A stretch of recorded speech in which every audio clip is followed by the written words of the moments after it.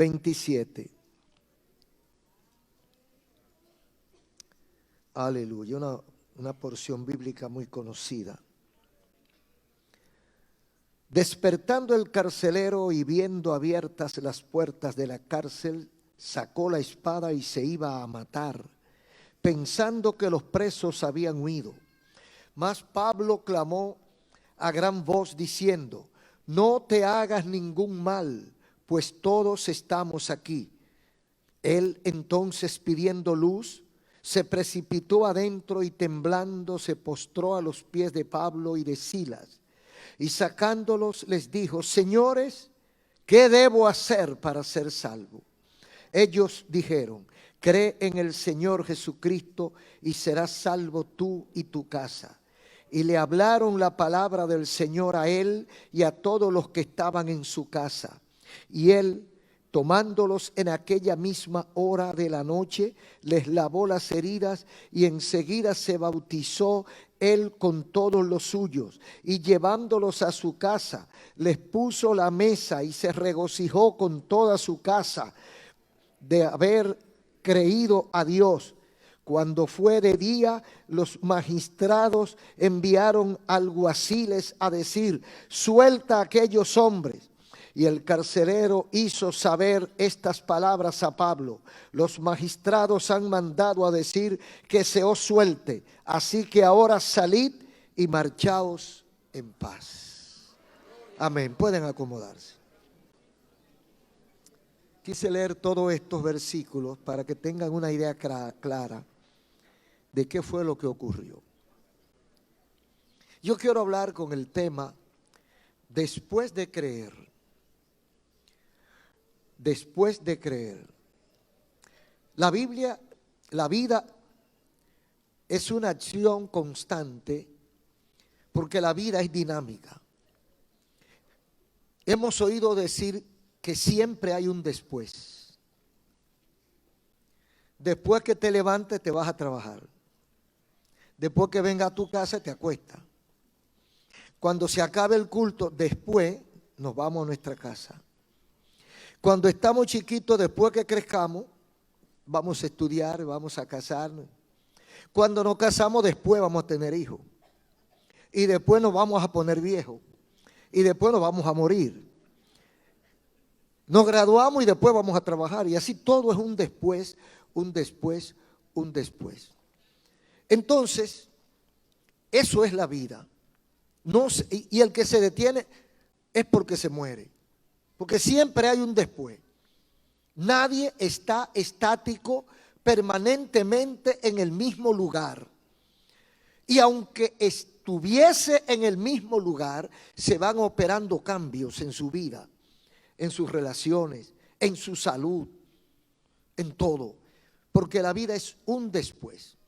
Entonces, al ver lo que dice la Biblia, uno piensa, y después de creer, ¿qué? Nosotros decimos, cuando creemos en Jesucristo somos salvos. Eso lo dice la Biblia. Eso es lo que hemos creído. Ahora, después que usted es salvo, ¿qué? ¿Qué es lo que viene después de ser salvo? Lo de la salvación para mucha gente resulta un poco difícil. Porque hay gente que dice que suena tan bonito para ser verdad.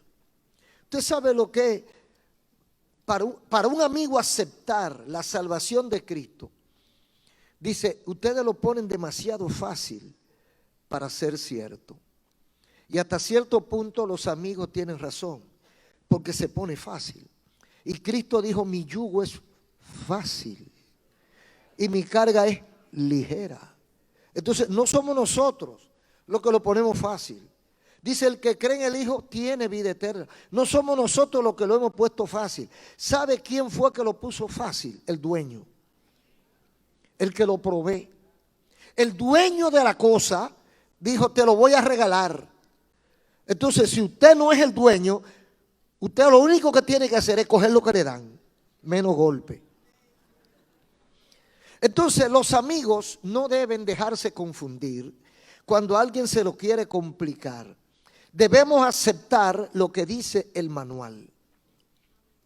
Cuando la Biblia lo pone difícil, usted lo pone difícil. Si la Biblia lo pone fácil, entonces ¿por qué voy yo a complicarlo? Entonces tenemos que dejarlo como la Biblia lo pone. Entonces, después de creer, ¿qué es creer? Hay una definición general sobre qué es creer. Ser persuadido para confiar. Ser persuadido o convencido para confiar. Aceptar lo que se hace o dice sin preguntar, sin cuestionar, sin dudar, sin necesidad de prueba. Cuando yo creo en algo o en alguien, yo no pido prueba. Entonces, para ser persuadido para confiar, se toma su tiempo.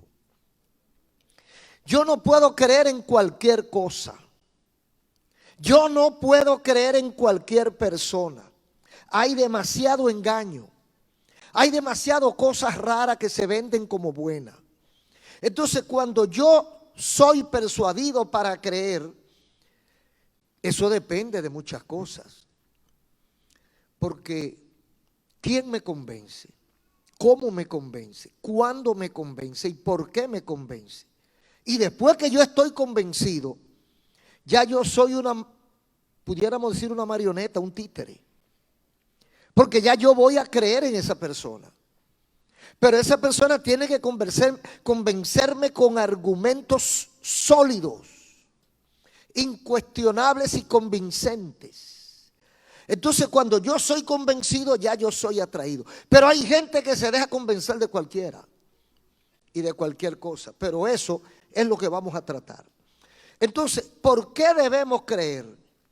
Mire, lo contrario a creyente o lo contrario a crédulo es incrédulo. Incrédulo, desobediente o infiel. El que cree, obedece. El que cree, es fiel. El que es desobediente, el que no es fiel, es porque no ha creído. Si usted sabe que eso es bueno, usted no tiene por qué desobedecerlo. Porque usted está convencido de que eso es bueno. Si usted sabe que esa medicina cura, porque usted ha visto el efecto de esa medicina, usted no pregunta, usted no duda ni desobedece, usted se la toma. Y usted cree en esa medicina, porque usted conoce esa medicina. Ahora, cuando usted no cree en eso, usted no se lo toma. Entonces, cuando nosotros decidimos creer en Jesucristo, es porque nosotros estamos convencidos, persuadidos de que esa es la verdad.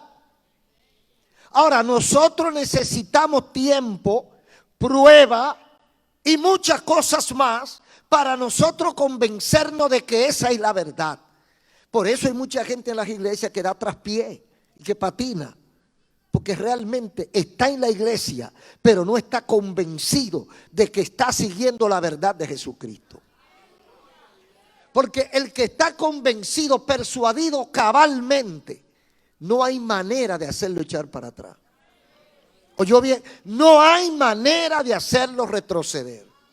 Ahora, el que está dudoso, a ese cualquiera le da un empujón y se cae. Entonces eso es más o menos una definición: persuadido, convencido de algo o de alguien. Entonces, ¿por qué debemos creer? Hay dos líneas de creencia o de fe. Una es la divina y otra es la secular. En lo secular nosotros debemos confirmarlo mucho para poder creer en las cosas. Porque hay mucho engaño, hay mucha mentira, hay mucha falsedad. Estamos en un tiempo cuando usted no puede creer ni en la gente. A veces ni el que está a su lado. A veces ni en el socio. Usted no puede confiar ni en el socio. Entonces es un tiempo difícil. Es un tiempo de muchas dudas y muchos engaños. Que la gente lo que quiere es conseguir dinero. Lo que hay un espíritu materialista.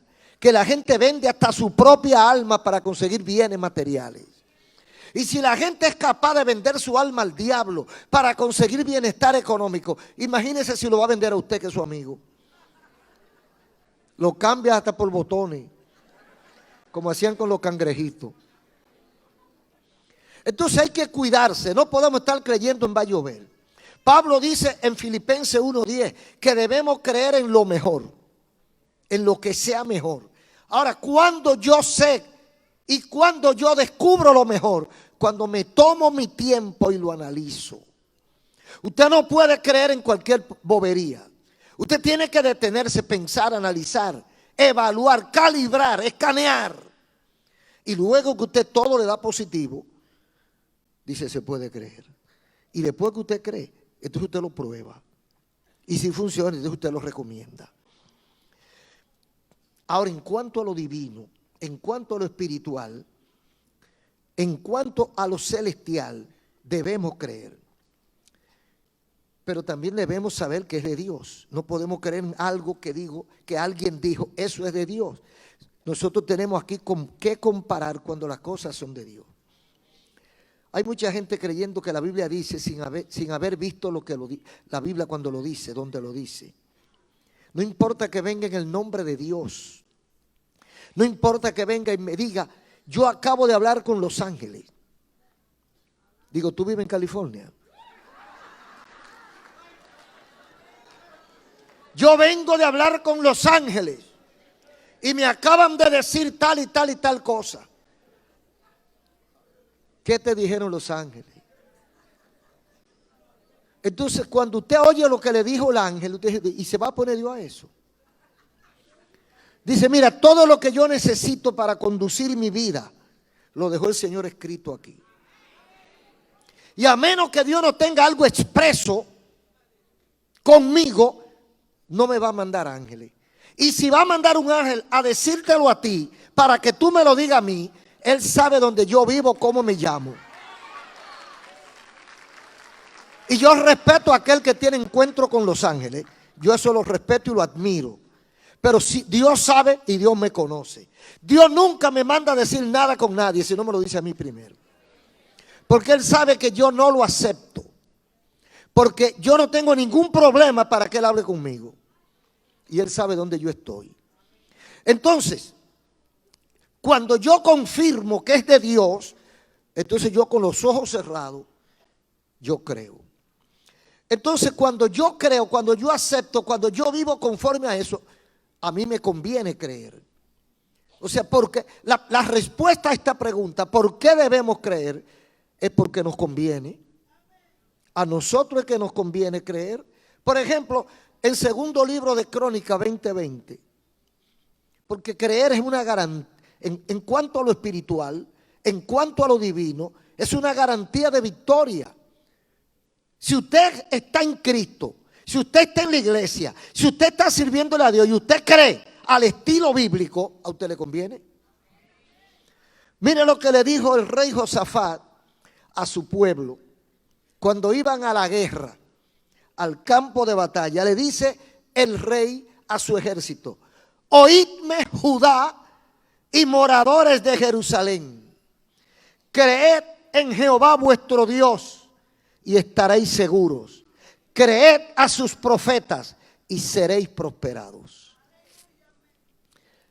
Si ellos iban en la confianza de que Dios estaba con ellos, la victoria estaba garantizada.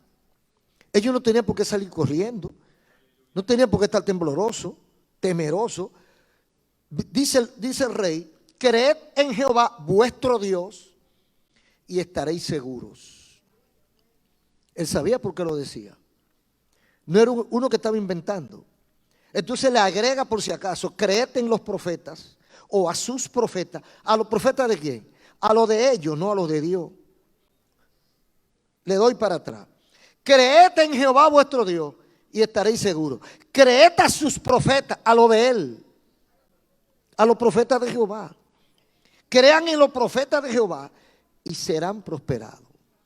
Porque en aquel tiempo y en todos los tiempos ha habido dos tipos de profetas, o tres: los de Dios,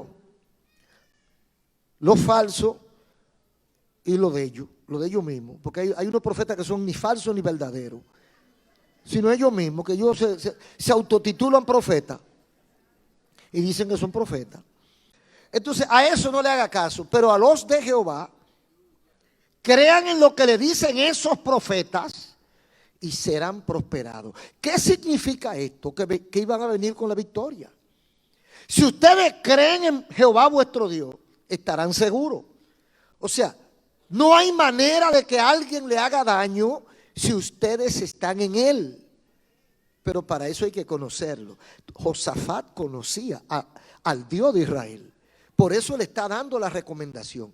Crean en él, confíen en él, vivan en él, obedézcanle a él, vivan de acuerdo a la voluntad de él, porque todo eso entra en creer. No es solamente creer de la boca para afuera. La Biblia dice, los demonios también creen y tiemblan. Porque hay un tipo de creyente que de la boca para afuera. El que cree adentro, el que ha creído realmente porque está convencido, persuadido de que está en la verdad, es en el corazón que cree. Entonces el que cree así, genuinamente, no tiene ningún tipo de temor. No hay manera de asustarlo. ¿Sabe por qué? Porque él sabe que el más grande está con él. Y si el más grande está conmigo, ¿quién me va a asustar? Entonces, además, ¿por qué yo debo creer? Bueno, para poder estar seguro. En segundo lugar, porque esto significa, representa para mí una herencia eterna, creer en él. Si yo soy capaz de creer, yo soy candidato a una herencia eterna. Mire cómo dice aquí en Juan 1:12. A todos los que les recibieron, a todos, a los que creen en su nombre, le ha sido dada potestad de ser hechos hijos de Dios. Hijos de Dios. Ya usted no es hijo de cualquiera. Ya no soy esclavo del temor. Yo soy hijo de Dios. Pero eso no es un invento.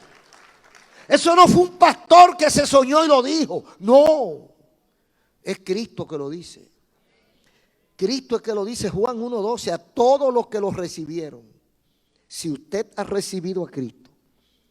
Porque usted puede estar en la iglesia y no haber recibido a Cristo. Usted puede haber nacido en un hogar cristiano y no recibir a Cristo. Pero si usted ha recibido a Cristo, usted es hijo de Dios. Y como hijo de Dios, heredero de vida eterna. Fíjese lo que dice en 3:36 de Juan. El que cree en el Hijo, en Cristo, tiene vida eterna.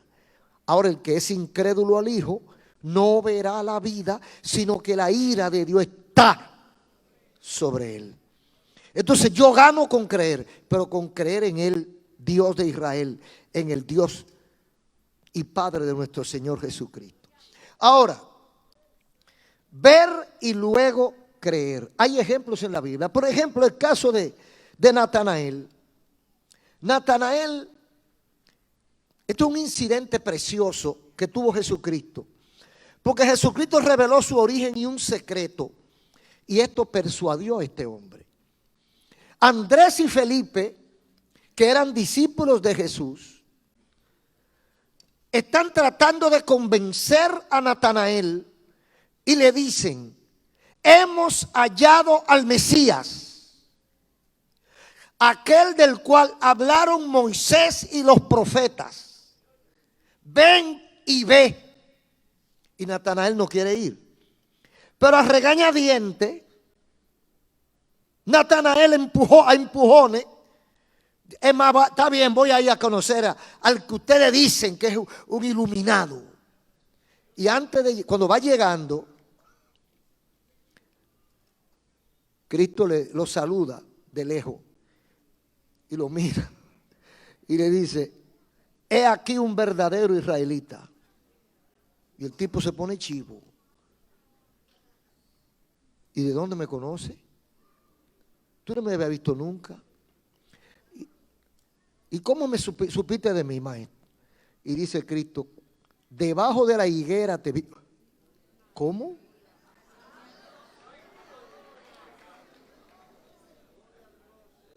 Los judíos siempre han sido cuidadosos de dónde ponen sus valores, su dinero, sus joyas. Eso no es de ahora, eso ha sido eterno.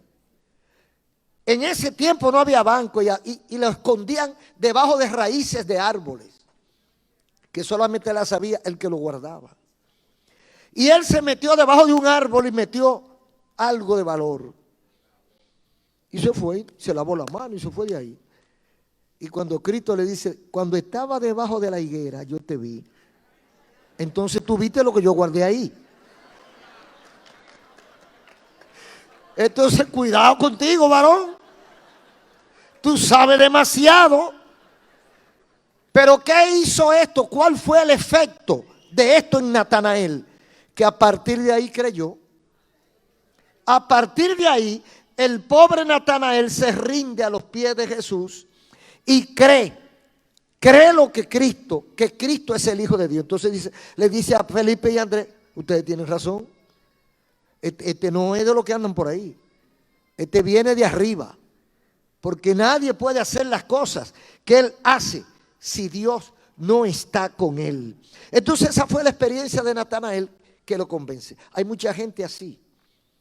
Hay mucha gente que para convencerlo no es fácil. Hay gente que se le predica 1001 vez. Oyen el evangelio muchísimas veces. Han visto muchísimas cosas y están duros todavía.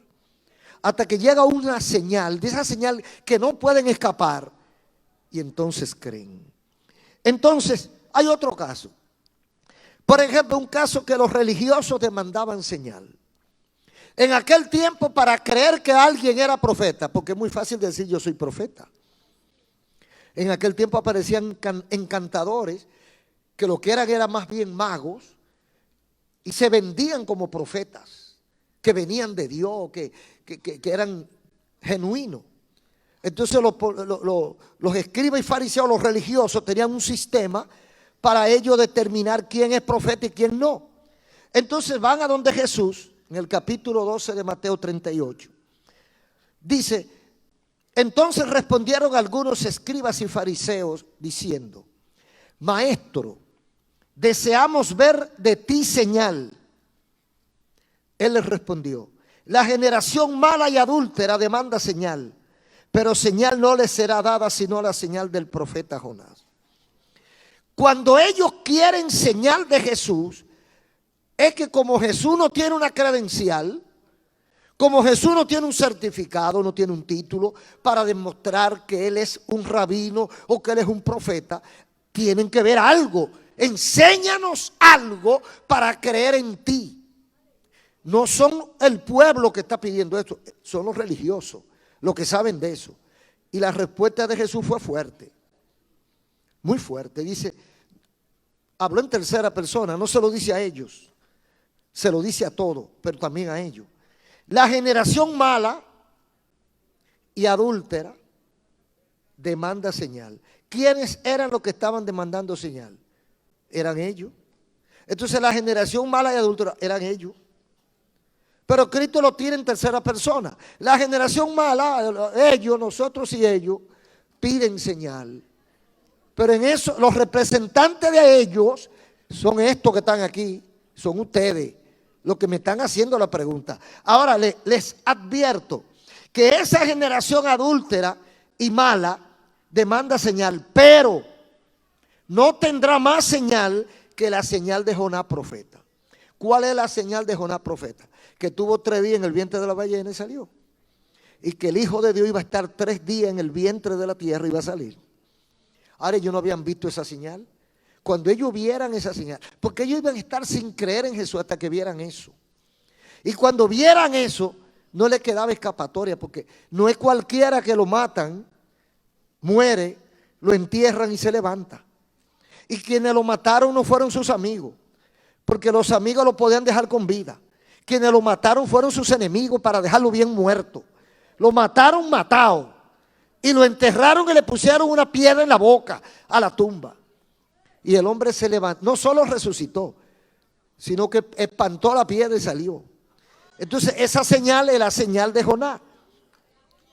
Otro caso está en un oficial, dice un oficial cuyo hijo estaba enfermo. un oficial del rey, no era creyente, pero estaba en emergencia y vino Jesús. Y él lo recibió con estas palabras. Usted sabe que hay gente que hasta que no está en emergencia no va donde Jesús. Usted sabe que hay gente que han pasado 1 millón de veces frente a una iglesia y nunca se han detenido a escuchar lo que dicen. Usted sabe que hay gente que sabe dónde hay Biblia y nunca le ha interesado una Biblia. Que le han regalado Biblia y la ha echado en un zafacón o lo ha metido en una gaveta y jamás la ha visto. Ese tipo de gente tiene familia que le sirven a Cristo. A veces papá o mamá o hijos. Pero nunca tienen la osadía de ir a la iglesia y sentarse 1 hora a escuchar un mensaje. Porque creen que se rebajan. Creen que pierden su tiempo si van a la iglesia. Creen que no necesitan a Dios. Pero llega un momento, llega un día en la vida de esos sujetos que van a la iglesia pero de carrera. Van a la iglesia porque tienen un problema. Eso le pasó a este oficial. Dice el capítulo 4, versículo 48 de Juan. Dice Cristo a él, porque viene a pedirle que vaya a orar por una hija que tiene enferma. Si no viereis señal y prodigio, no creeréis. O sea, el hombre viene a pedir la ayuda de Cristo para que vaya a orar por su hijo. Pero ya Cristo le vio el corazón, el sentimiento, el alma, el pensamiento. Y Cristo está revelando algo de él que solamente lo sabe él. Entonces Cristo le mete un desafío. Si no ves señal, no crees. O sea, tú eres incrédulo. Tú no vienes aquí porque crees en mí. Tú vienes a ver la señal. Ahora tú vas a creer porque tú vas a ver.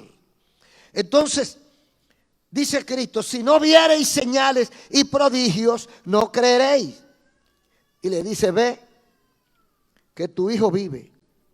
El hijo estaba muerto. Y él viene a buscar ayuda donde Jesús. Y entonces Cristo, sin ir a donde el hijo, pero ya Cristo sabe lo que hay en el corazón del oficial y lo que está pasando en la casa. Entonces le dice, vete, que tu hijo vive. O sea, ya lo sané. Y el hombre creyó la palabra de Jesús, que Jesús le dijo, y se fue. Y efectivamente, cuando llegó a su casa, lo que encontró fue una algarabía, porque el muchacho había resucitado. ¿Sabe lo que hizo él entonces? Creyó. Hay gente que tiene que esperar que se le muera un hijo para creer. Hay gente que tiene que esperar al borde de la muerte y ver los ángeles del infierno que vienen a buscarlo para entonces creer. Hay gente que esperan que la guillotina esté en el cuello para entonces creer. Hay gente que esperan que la familia se desbarate para entonces buscar a Dios. Hay gente que esperan que los vicios acaben con su salud para entonces acercarse a la iglesia. Qué bueno sería acercarse a tiempo. Qué bueno sería venir a Cristo, creer en Él antes de tener la grave necesidad de la cual no se puede salir.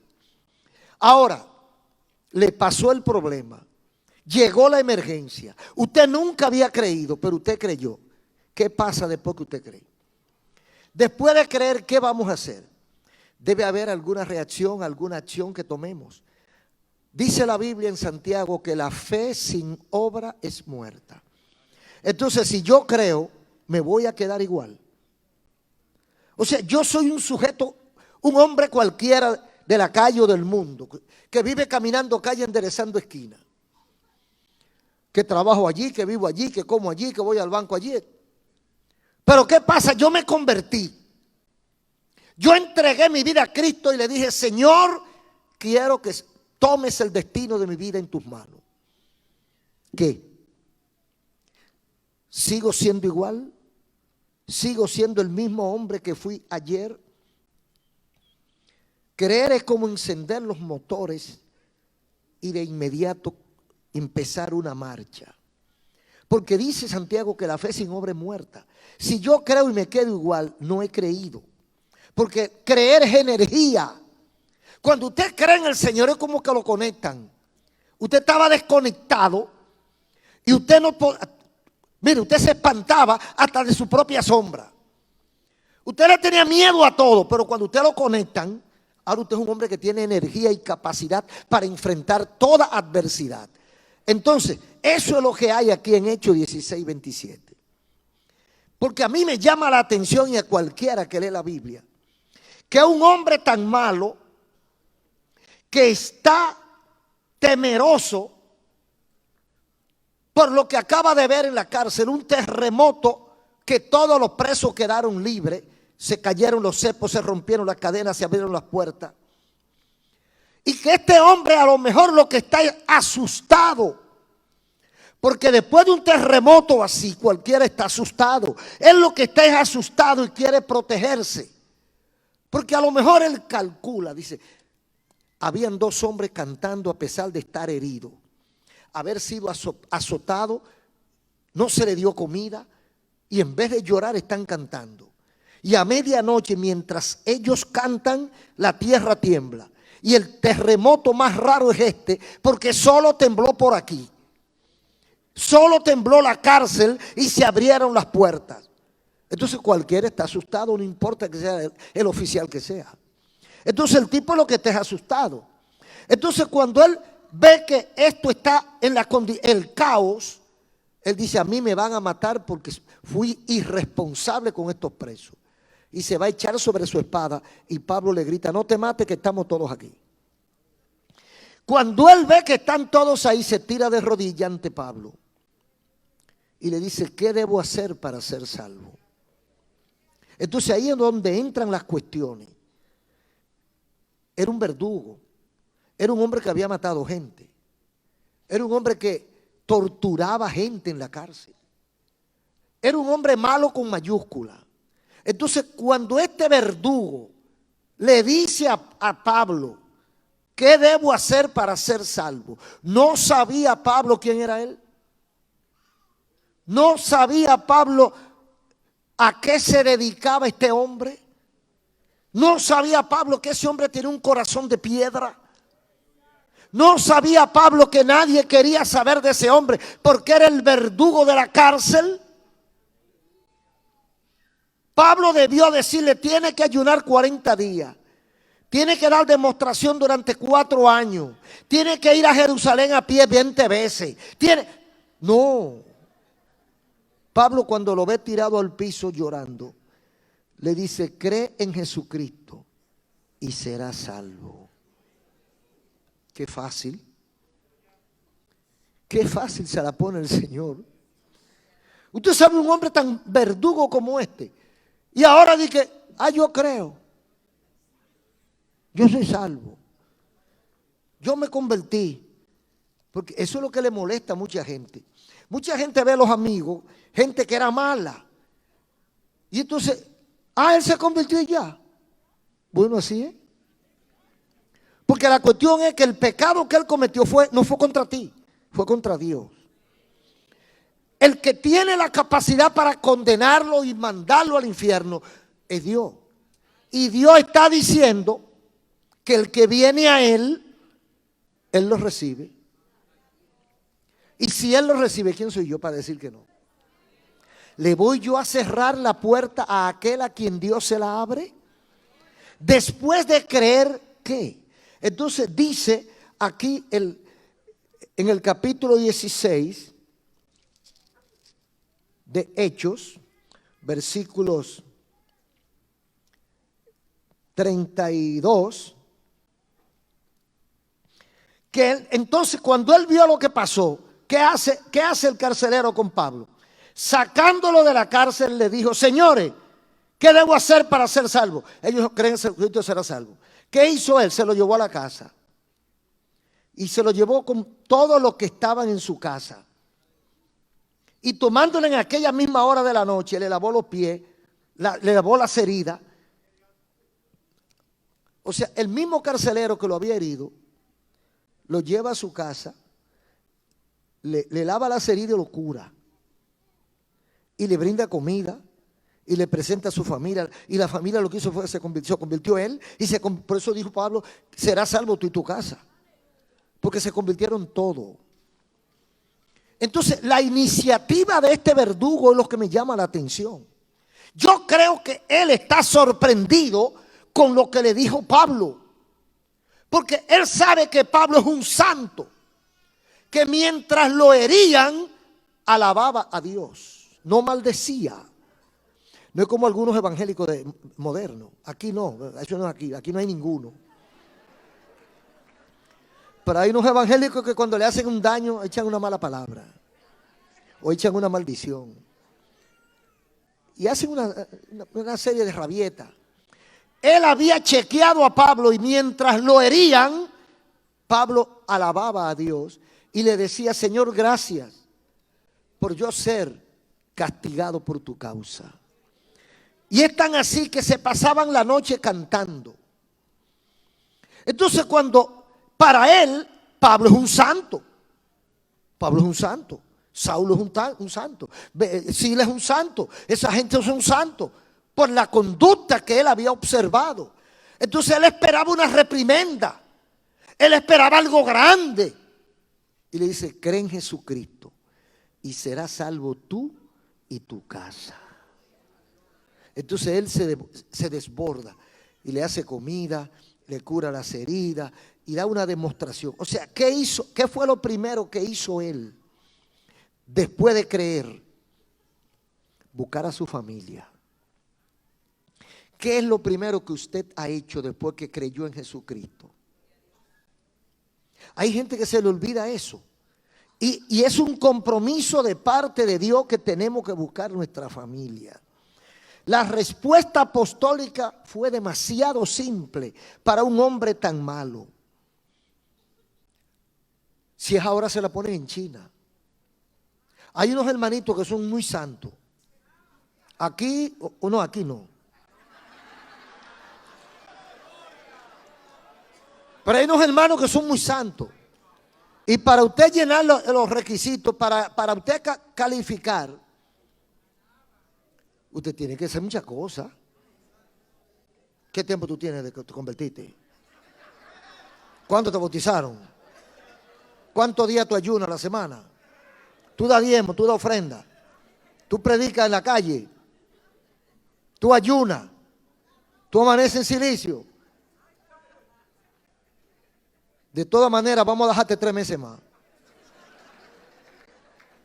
Se la ponen en China porque no, yo te conozco, tú eres malo, tú eres un tigre del barrio, tú eres malo. Oh, gloria a Dios. Pablo conocía a este hombre, hermano. Pablo sabía que era un diablo a caballo. A Pablo no lo estaba engañando el hombre. El carcelero no está engañando a Pablo. Pablo sabe bien que está hablando con una serpiente. Pero ya Pablo tenía instrucción del Espíritu Santo. Ya Pablo no está siendo engañado. Ya Pablo había visto lo que Dios había hecho en este hombre. Este hombre fue transformado en la cara de Pablo. Y el Espíritu Santo le dio testimonio a Pablo de lo que había hecho en ese hombre. Basta con que crea en Jesucristo y serás salvo, y tu casa también será salva. Bendito sea el nombre del Señor. Hay otro caso que pasó en Nínive. Ante un aviso inminente de juicio, Dios manda a un profeta a darle la última advertencia. Voy a destruir esta ciudad, voy a acabar con todo dentro de 40 días. ¿Qué pasó allí cuando Jonás lleva este mensaje? Dice el versículo 5 del capítulo 3. Y los hombres de Nínive creyeron a Dios. Hermano, eso es grande. Eso cambia todo. Mire, aquí pueden anunciar que viene el ciclón más grande que ha registrado la historia, acabando, y que está a 300 millas de aquí. Y creyó el pueblo. Yo he contado testimonios de eso otras veces, no lo voy a hacer ahora. que ya viene ahí, a 100 kilómetros de aquí, de la costa, y la iglesia cae de rodillas. Y después dicen los meteorólogos que no se sabe qué pasó, pero se desvió. Eso ha pasado 2 o 3 veces. En estos días habían dicho que iba a llover dentro de 3 o 4 meses. Eso fue un desafío para la iglesia de Jesucristo. Por toda parte empezaron a clamar. Empezó a llover. Entonces, cuando llega la noticia a Nínive, lo más raro del mundo, una ciudad empedernida en el pecado, una ciudad sumida en el pecado, en la maldad, en todo lo malo, porque la gente cree como que la maldad la inventaron ahora. No. ¿Por qué destruyeron a Sodoma y Gomorra? Por bueno. Eran más malos que los de ahora. Y hace 6 o 7 mil años. Entonces Nínive era parecido. Todos los pecados malos estaban ahí. Y va el profeta, un profeta campuno, que a lo mejor ni sabía hablar mucho. Y le dice lo que dijo Jehová. Ay, ¿para qué fue eso? Dice, y los hombres de Nínive creyeron a Dios. Y proclamaron ayuno y se vistieron de cilicio desde el mayor hasta el menor de ellos. ¿Y qué hizo Dios? Una contraorden. He oído el clamor. Pero ¿qué hicieron ellos? Creyeron a eso. Si ellos no creen y dicen, no, esto es un loco. Hay mucha gente que está creyendo que los predicadores son unos locos. No, es un ignorante. Porque hay algunos que saben tanto. Una vez alguien lo sabía todo. Y todas las preguntas que le podían hacer en el panel, todas las contestaba, pero era peor que una computadora. Y le hacen una pregunta que lo dejó frío. Por casualidad, doctor, ¿usted sabe el día que se va a morir? Ni lo sé ni me interesa. Ni lo sé ni me interesa saber cuándo es que voy a morir. Entonces, esta gente creyó. Mire, amigo que me escuche especialmente. Es mejor creer y que no creer y que sí. Repito, es mejor creer y que no creer y que sí. Nosotros decimos, Cristo viene. Nosotros decimos, el Señor va a derramar su ira sobre este mundo. Y usted dice, ¿y cómo usted me prueba eso?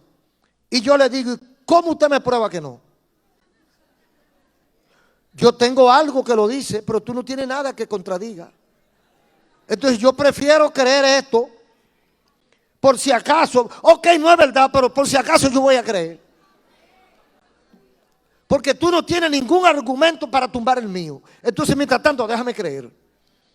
Entonces, esa gente fue inteligentísima. Porque aparece uno diciendo que dice Jehová, no el Dios de ellos siquiera, el Dios de Israel. Oiga, es un Dios ajeno. Porque cada país tenía su Dios. Entonces viene este profeta de Tecoa y sale por ahí diciendo a la capital de Siria, dice Jehová, el Dios de Israel, que dentro de 40 días va a destruir a Nínive. Y ellos creyeron. ¿Cuánta gente está oyendo esa misma voz hoy y no la quiere creer? Es lamentable, pero gracias a Dios que esa gente creyó. Y no solo que creyó, proclamaron ayuno, humillación, cilicio. Ellos se humillaron delante de Dios hasta donde pudieron para que Dios tuviera misericordia. Óigame, no se registra un solo caso en que la gente se humille y clame a Dios y que Dios nos responda. Dios siempre funciona. Oiga, Dios siempre funciona. Aunque usted no lo haya visto funcionar, Dios siempre funciona. Ahora, lo último que quiero que quede claro es, Nínive creyó, ¿y después qué? Funcionó. Nínive creyó y proclamó ayuno. Nínive creyó y se vistieron de cilicio, desde el rey hasta el último preso, hasta los perros estaban en ayuno. O sea, no solo creyeron, porque hay gente que cree que con decir, ay, yo creo en Dios, yo creo en la Biblia, yo creo en el evangélico. Usted sabe las veces que me paran en los supermercados, en los bancos, en las tiendas, y me dicen que le ore en plena calle, que le ponga aunque sea la mano en la frente. Ellos creen que ya con eso. No, después de creer, hay algo que hacer. ¿Qué has hecho tú después de creer? ¿Te quedaste como estabas? ¿Te quedaste visitando los mismos sitios? ¿Te quedaste con la misma conducta de siempre peleando en la casa con todo el que aparece? Peleando con el marido, peleando con la mujer, peleando con los hijos, peleando con los vecinos.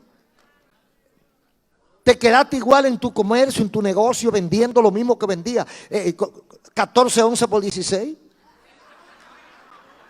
Haciéndole marrulla a los bancos y a las financieras y engañando con los impuestos. La conducta de que tú tenías antes de creer y la que tienes ahora es la misma. Hay problemas si es la misma. Porque después de creer hay que demostrar con hechos. No es ponerse un vestido, no es ponerse un traje de pastor o de evangélico. Eso no es. No, no te engañes. No te engañes que ahí no consiste la salvación. Después de creer hay que vivir de acuerdo a su palabra, de acuerdo a su enseñanza. Esto no es juego, esto es de verdad.